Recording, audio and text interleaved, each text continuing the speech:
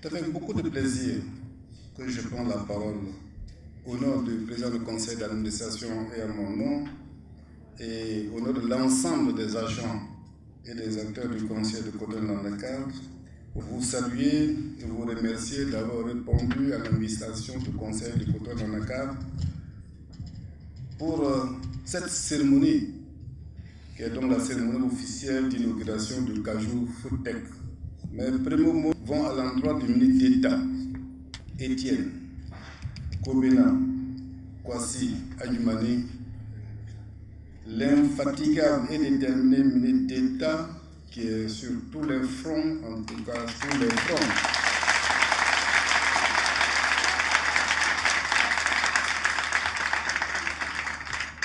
Oui, je pense que le président a bien fait de nommer Étienne Kobena Kwasi Adjumani comme ministre de l'Agriculture, parce que c'est l'éléphant du Zanzan, et l'éléphant c'est la brousse. Et la brousse c'est le développement rural.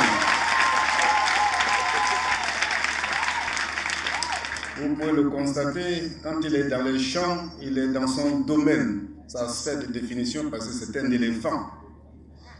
Il ne vit pas en ville, l'éléphant. Il vit en brousse. Et la brousse, c'est le développement rural.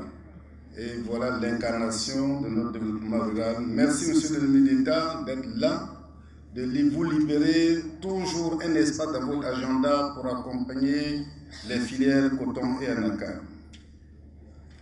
Je vous prie très respectueusement de bien vouloir transmettre à son Excellence M. Alassane Ouattara, président de la République de Côte d'Ivoire, la reconnaissance des acteurs et du conseil de Cotonou-Dakar pour avoir fait de la filière l'un des secteurs stratégiques dans l'écosystème de l'économie de la Côte d'Ivoire grâce à sa vision qui s'est traduite par les réformes de 2013. Monsieur le ministre d'État, toujours, permettez-moi de vous missionner encore auprès de son Excellence M. Robert Begré-Mambé pour lui exprimer notre gratitude et la gratitude des acteurs pour sa constante sollicitude en faveur du développement de nos filières. Avec plaisir, je voudrais remercier la Banque mondiale, notre partenaire représenté ici par son vice-président,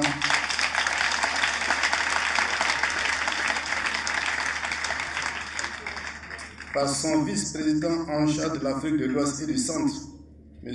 Ousmane Diagana, qui nous fait plus que l'honneur.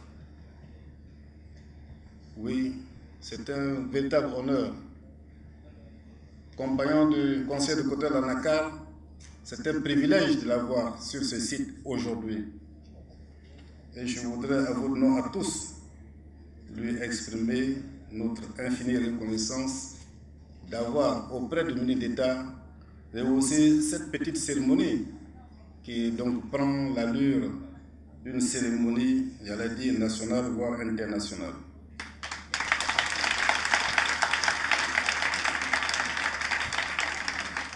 Monsieur le vice-président, permettez-moi de saluer toute votre équipe, à la tête de laquelle se trouve la directrice des opérations. Et pour ce qui nous concerne, la filière anacarde, nous avons beaucoup de chance d'avoir cette équipe, monsieur le vice-président. C'est une équipe pragmatique, c'est une équipe visionnaire, c'est une équipe de qualité, c'est une équipe engagée. Et nous sommes très contents de travailler avec elle. Et je voudrais dire merci à madame et à toute son équipe. Je profite de l'occasion pour saluer la présidente de Chakib Jenan, qui a été le premier chef de projet du PPCA pour les jeunes qui ne l'ont pas connu. Il est là aujourd'hui. C'est aussi un honneur de l'avoir sur ce site aujourd'hui.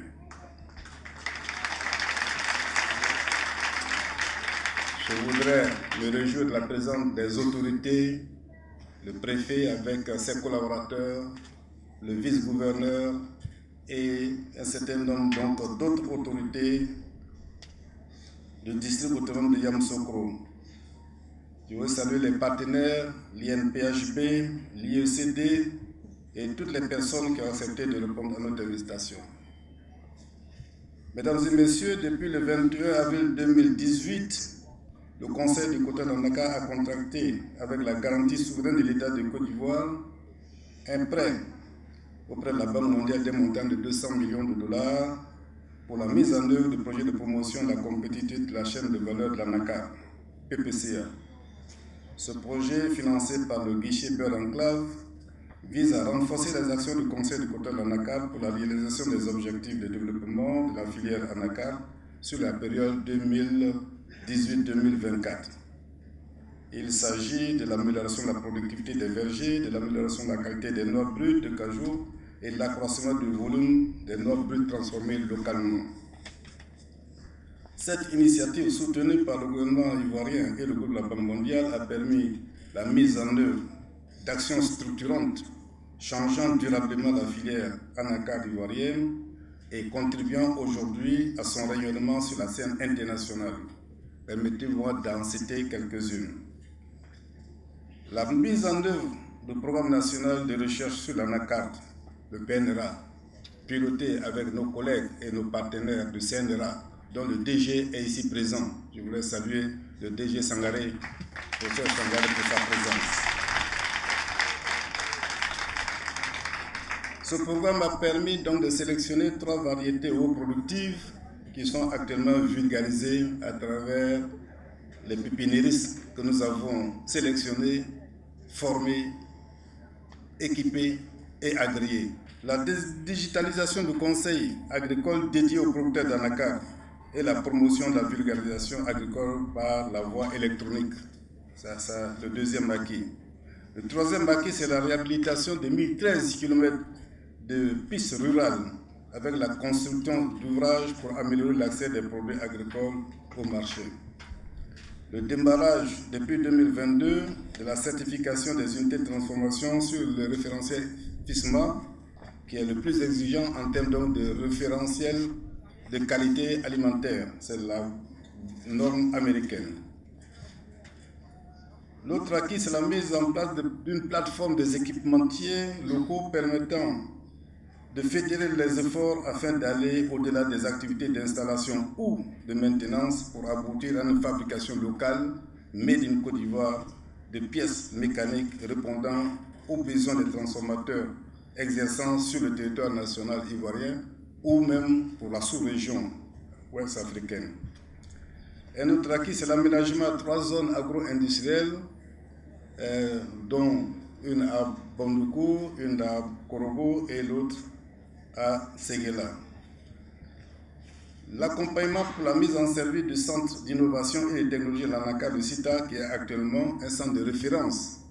Je continue de parler des acquis du financement de la Banque mondiale. Et enfin, la conception, la construction et l'équipement du cajou Foodtech qui fait l'objet de la cérémonie d'aujourd'hui. Honorables invités, Monsieur le ministre d'État, Mesdames et Messieurs, en marge de ces actions que je viens d'énumérer de façon non exhaustive, le Conseil du quota ANACAR souhaite promouvoir la petite transformation ainsi que la production et la consommation des produits ici, des amandes et des pommes du cajou.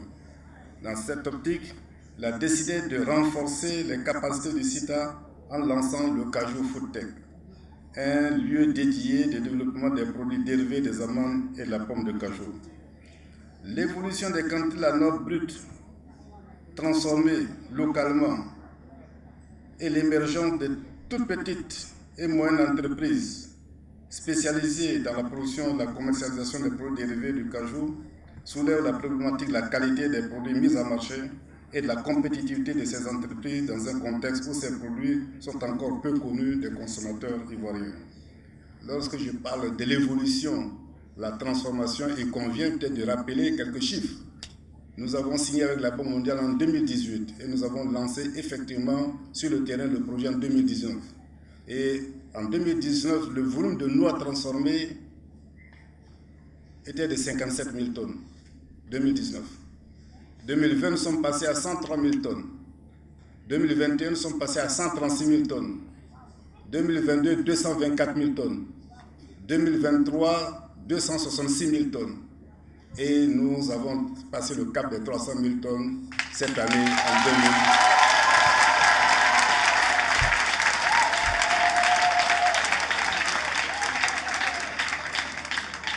Ainsi, les services proposés par le Cajou Foodtech devraient pouvoir répondre certainement à la problématique du secteur. Et ce sont donc les services, le parcours d'incubation qui consiste en la formation des porteurs de projets et entrepreneurs aux technologies de transformation des produits de l'ANACAR, au marketing, à la gestion financière et au coaching individualisé.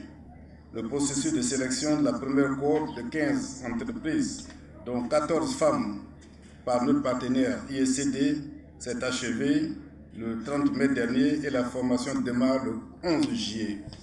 L'assistance technique et la recherche-développement qui consiste en l'accompagnement en partenariat avec l'Institut national polytechnique